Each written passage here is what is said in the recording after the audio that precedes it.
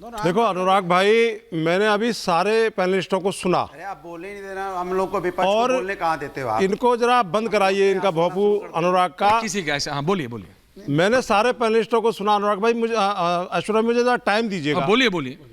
ये जो सनातन धर्म और अखंड भारत की जो संस्कृति है, इसमें महानायक के रूप में मर्यादा पुरुषोत्तम भगवान राम को पूरा देश मानता है और भारत देश से भी लोग मानते हैं। हाँ। तो एक तरफ राम को मानने वाले लोग हैं एक लाइन में, और दूसरी तरफ रोम को मानने वाले लोग हैं। तो ये जो विपक्ष है, ये रोम वालों के पीछे खड़ा हुआ है और ये एक अंधी गली में जा रहा है जहां पर इनको ये पता नहीं है कि कौन सी खाई है और कौन सा कुआं है और किस में जाके गिर जाएंगे। इसीलिए ये देश को भी उसी खाई में ले जाना चाहते थे।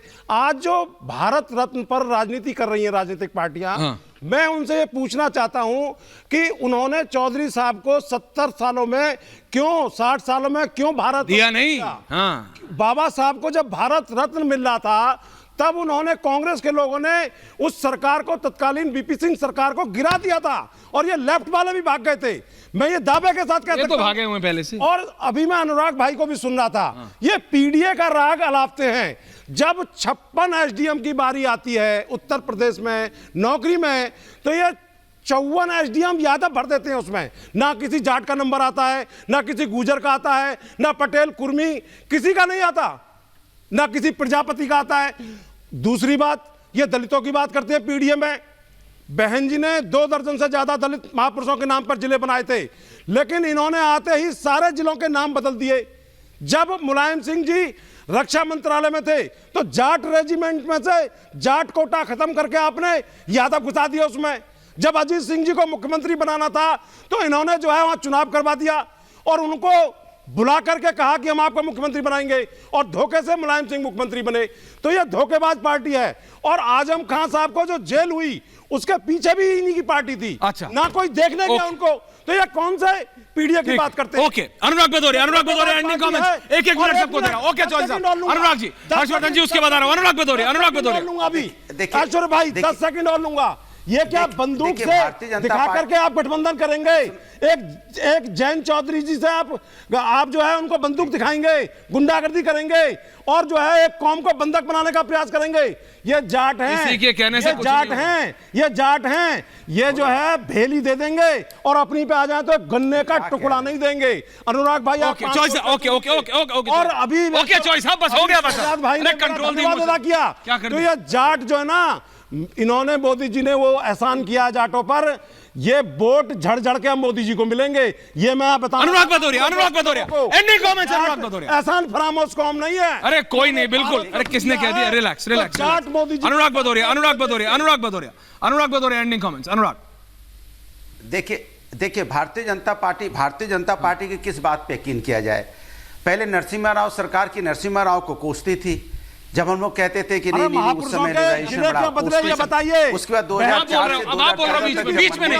चॉइस साहब अभी एंडिंग कमेंट्स, अब आपने बोल लिया। आज अच्छी हो गई, बीच में नहीं, आज अच्छी हो गई। सबको धोखा देते हैं, चॉइस साहब अभी बीच में को धोखा देते हैं, आप अच्छी हो गई, धोखा देते हैं। अरे चुप कराओ भाई, काहे को जबरदस्ती है? और यहाँ आकर के अरे चुप कराओ भाई, रिलैक्स। अरे चुप कराओ ना भाई, चुप हो जाओ। आपके पास ना कोई नीति है, ना नीयत है, और ना आपके पास कोई विचार है। अरे चुप तो कराओ यार, ठीक नहीं है ये डिबेट। अच्छा बोलिए। ठीक, अब ऐसा ही होता है जब आप बोलते हो सबके ऊपर।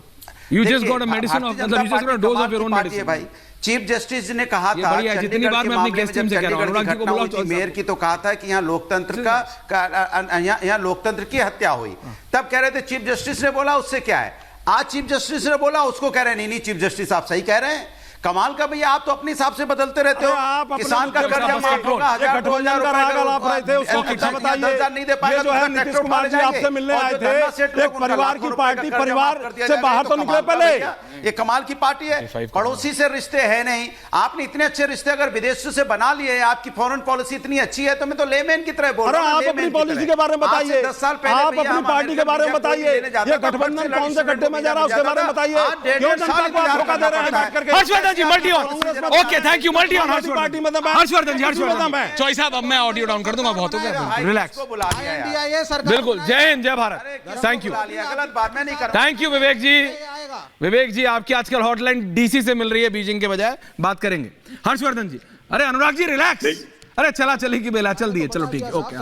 हर्षवर्धन जी देखिए ऐश्वर्य जी, मैं तो चूंकि अभी पंकज शर्मा जी ने एक बात कही कि अपनी पीठ थपथपाना अच्छा है, हाँ।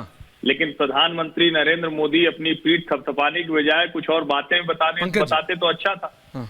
तो प्रधानमंत्री नरेंद्र मोदी ने पीठ थपथपाई होगी अपने सरकार के अपने कामों की, लेकिन भारत रत्न मिला किसको? पूर्व प्रधानमंत्री पीवी नरसिम्हा राव जी को, देश के बड़े किसान नेता चौधरी चरण सिंह जी को, देश में किसान क्रांति के जनक एम एस स्वामीनाथन जी को। नरेंद्र मोदी को भारत रत्न नहीं मिला, लेकिन नेहरू जी प्रधानमंत्री थे तो उन्हीं को भारत रत्न मिल गया। तो पीठ थपथपाने का अगर कोई उदाहरण है तो उससे बड़ा उदाहरण अभी तक देश में नहीं हो पाया है।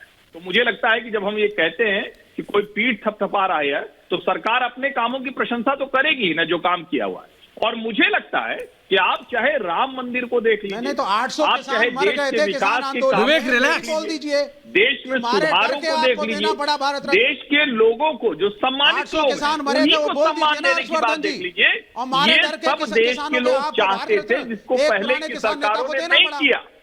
ये ऐसा काम नहीं है कि जो नरेंद्र मोदी को ऐसा काम कर रहे हैं जो अचानक उनके मन में आ गया, उन्होंने कहा हम कर देते, ऐसा नहीं हुआ है। ये सारे काम अलग अलग सरकारों के समय में होने चाहिए, चाहे सम्मान मिलना हो, चाहे घर मिलना हो, हाँ।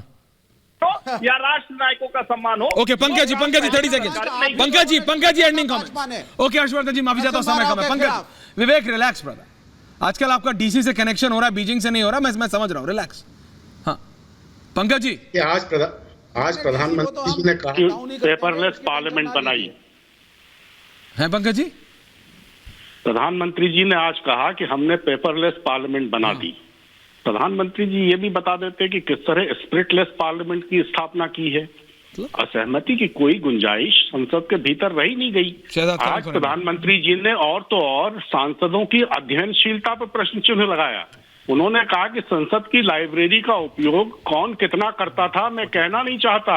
जब वो बता रहे थे ना कि संसद की लाइब्रेरी के दरवाजे जनसामान्य के लिए खोल दिए, तो सूचना और जानकारियों की पारदर्शी व्यवस्था को कितना खत्म कर दिया ये भी बता देते।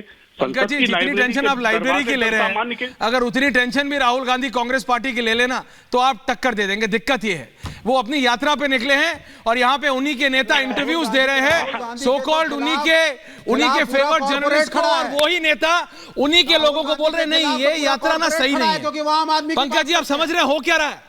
आप समझिए हो क्या रहा है उस पे, वो एक अलग बहस का मुद्दा है। शहजाद इस काउंटरिंग में नहीं, देखिए इन्होंने शहजाद एंडिंग पेपरलेस, स्पिरिटलेस, अरे माइंडलेस ऑपोजिशन के लिए हम थोड़ी जिम्मेदार है, और माइंडलेस रहोगे तो लाइब्रेरी नहीं दर्शक दीर्घा में बैठोगे। और देखिए आज चौधरी जी केवल अपने लिए, अपने समाज के लिए बोल रहे थे। अनुराग भदौरिया ने जिस प्रकार से पहले जाटों के कंधों का मजाक इन लोगों ने उड़ाया, हमारे धांकड़ जी का, और जाटों की वाणी का भी आज मजाक उड़ाया गया। कहा गया इसको चुप कराओ, इसको चुप कराओ।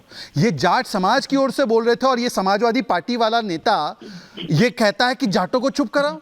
यही मानसिकता, और देखो भाग गया है।